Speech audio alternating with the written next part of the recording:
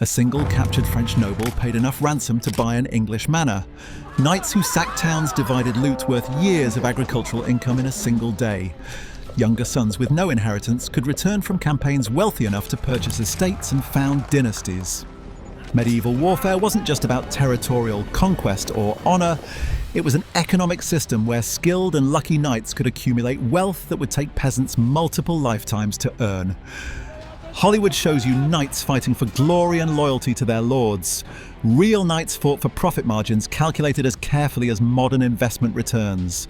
The honor and loyalty were real but secondary to financial opportunity that made warfare an attractive career choice for ambitious men with good armor and better luck. Once you understand how war created wealth, you'll see medieval conflict as economic activity disguised as military service. Stand at the Battle of Poitiers, 1356, and watch English knight Denis de Morbecque capture King John II of France. You'd see him become instantly wealthy beyond imagination. His share of the king's eventual ransom, 3 million gold écus, made him rich for life. This wasn't rare luck. This was the system working as designed. The ransom economy was formalized and legally protected. You'd watch knights operating under understood financial rules. Captured nobles were your property to ransom, prices were standardized by rank, and refusing to honor ransom obligations ruined your reputation and credit permanently. Military service was an investment with potentially enormous returns. The pricing structure was predictable. You'd see a knight worth roughly 1 year's income from his estates, a baron worth 3 years, an earl worth 5 to 10 years. The standardization meant you could evaluate enemy forces financially. That earl on the opposing side represented X amount of potential profit if you could capture him alive. The younger sons went to war specifically for this. You'd watch men with no inheritance rights seeing warfare as their path to wealth. Capture one valuable knight and you'd gained enough to purchase a small estate. Capture several and you'd found a landed family. John Hawkwood, English mercenary captain, accumulated enough wealth through systematic ransoming to become a major Italian political figure. The tactical implications were profound. You'd see knights in combat deliberately trying to disable rather than kill valuable opponents. A dead earl was a wasted opportunity. A captured earl was transformative wealth. The economics literally changed how knights fought, attempting to knock enemies unconscious or disarm them for capture rather than delivering killing blows. The ransom brokers emerged as a specialized profession.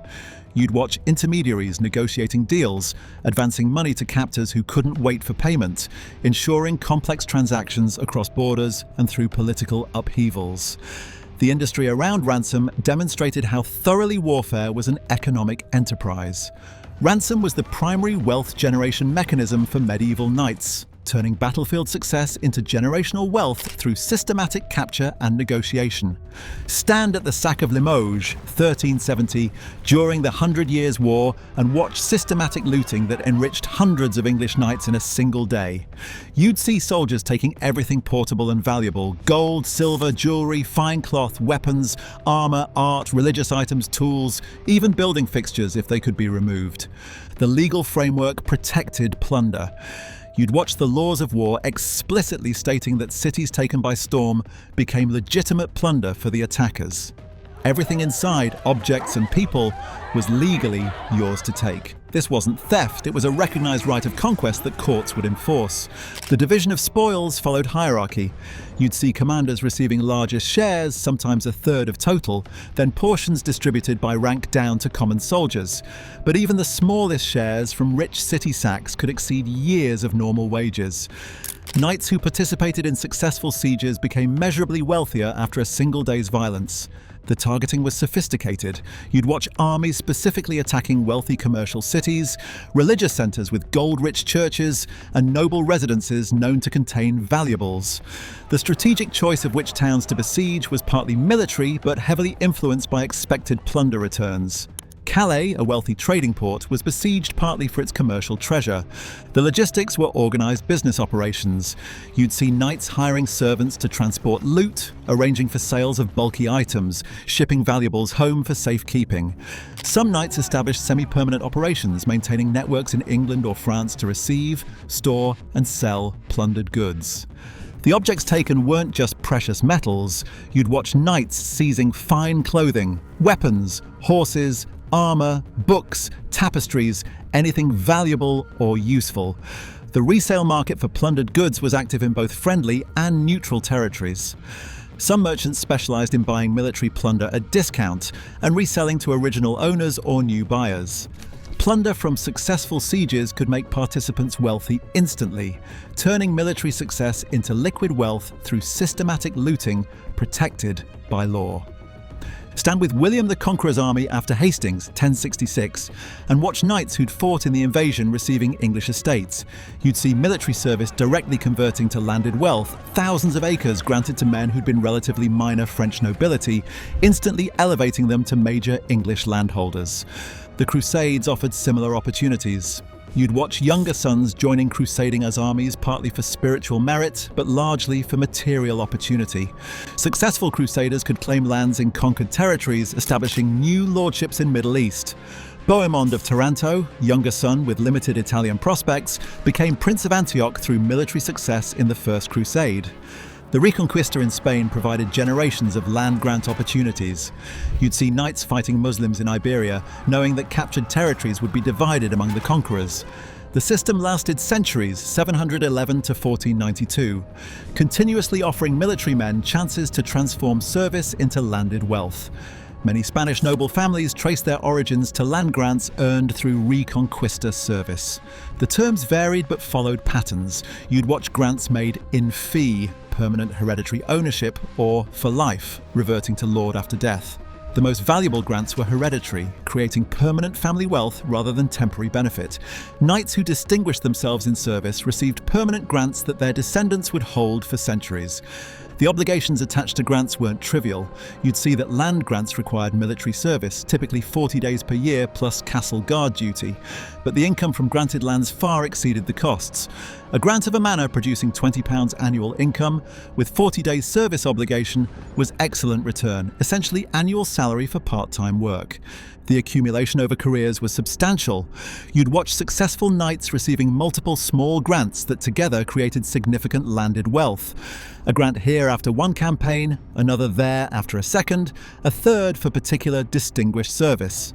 Career soldiers accumulated patchwork estates that their descendants would consolidate into major holdings. Land grants converted military service into permanent wealth, transforming successful warriors into landed aristocracy through systematic rewards for battlefield effectiveness. Stand with Edward III's army during the Crecy campaign, 1346, and you'd see knights receiving structured payments. English knights got 2 to 4 shillings daily, roughly 40 to 80 times what labourers earned. That's before counting ransom rights, plunder shares or performance bonuses. The base salary alone made military service lucrative. The contract system formalised payment. You'd watch indentures, military contracts, specifying exactly what each knight would receive.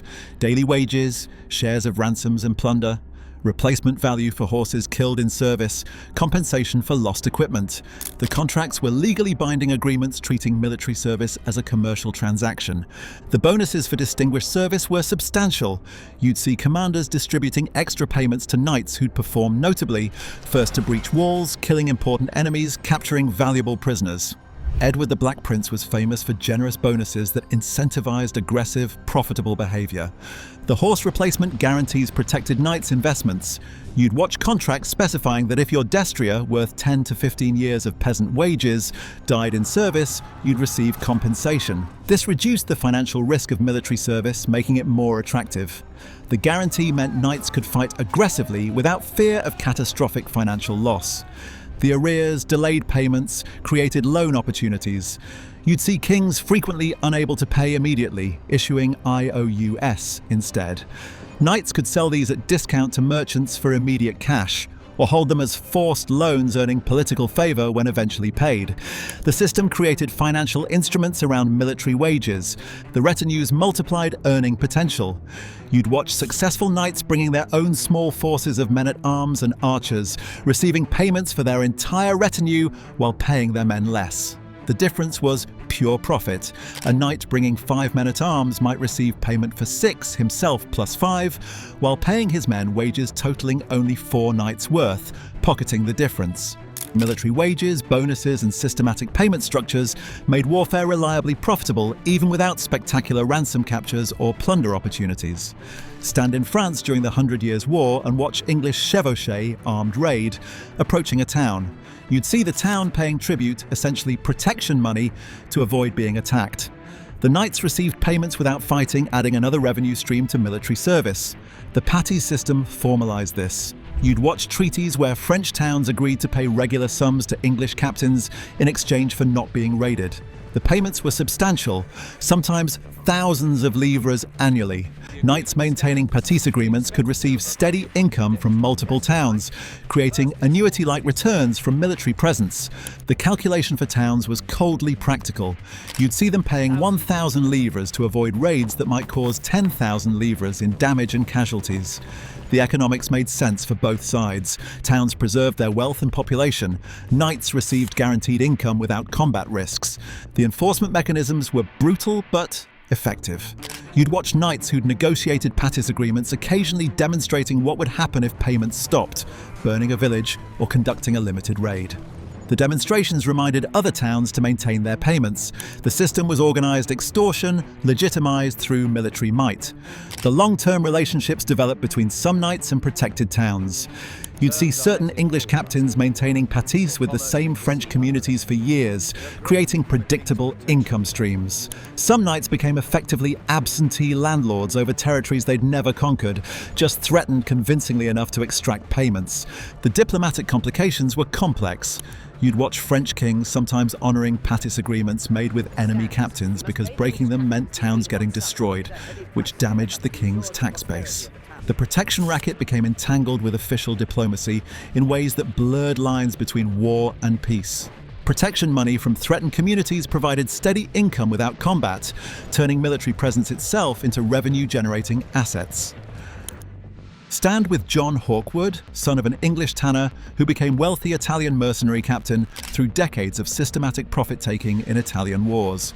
You'd watch him transform from common soldier to commander whose contracts paid thousands of florins, who married Italian nobility, who was buried with state honours in Florence Cathedral. Military service made him an aristocrat. The 100 Years' War created numerous similar stories. You'd see Robert Knowles, possibly of peasant origin, becoming wealthy enough through ransoms and plunder to loan money to the English crown. His wealth from military service exceeded that of many nobles born to estates. Warfare offered social mobility that peacetime society's rigid hierarchy prevented. Bertrand du Guesclin rose from minor Breton nobility to Constable of France, highest military position, largely through battlefield success and the wealth it generated. You'd watch him using ransom payments from his own captures to pay ransoms when he was captured twice, turning the system's rules to his advantage while building reputation and fortune. The routiers, mercenary companies, showed warfare's economic potential most clearly. You'd see organized military corporations extracting systematic profit from Italian and French conflicts. The White Company under Hawkwood and others operated like modern military contractors, maximizing profit through strategic violence and credible threats. The failed stories were equally instructive. You'd watch knights who went bankrupt from military service, those whose horses were killed and not replaced, whose equipment was lost, who were captured and couldn't raise ransom. The wealth potential was real, but so were the risks. Military service was high-stakes gambling with your life and resources. The generational effects were substantial. You'd see families founded on military wealth persisting for centuries. Knights who'd made fortunes in the 100 Years' War established lines that became established nobility. The social climbing through military success was a system feature, not aberration. Warfare continuously circulated wealth and created new elites from successful warriors. Warfare created fortunes and founded dynasties, transforming military skill and luck into generational wealth that peacetime society couldn't provide. Movies show knights fighting for honor, loyalty, and abstract ideals. Real knights fought for calculable financial returns, ransom income, plunder shares, land grants, salaries, and protection payments. The honor was real but served economic interests. Hollywood ignores that warfare was an investment opportunity. Real knights evaluated military campaigns partly by expected financial returns. The French campaign promising wealthy prisoners and rich cities was more attractive than the Welsh campaign against poor opponents in barren territory. Films never show the systematic wealth extraction, the ransom brokers, the plunder sales networks, the patties agreements, the contract negotiations. Real medieval warfare had supporting economic infrastructure that made profit-taking efficient and predictable. Movies make military service seem purely about fighting. Real knights spent substantial time on financial aspects, negotiating ransom terms, arranging plunder sales, managing multiple income streams, building networks that would pay off in future campaigns. Hollywood treats social mobility as a rare exception. Real medieval warfare continuously created new wealth and elevated successful warriors. The system was designed to make military service financially attractive, creating incentives for ambitious men to seek martial careers. Medieval knights were profit-seeking warriors in a sophisticated economic system, making warfare simultaneously military service and wealth generation mechanism that shaped entire social structures.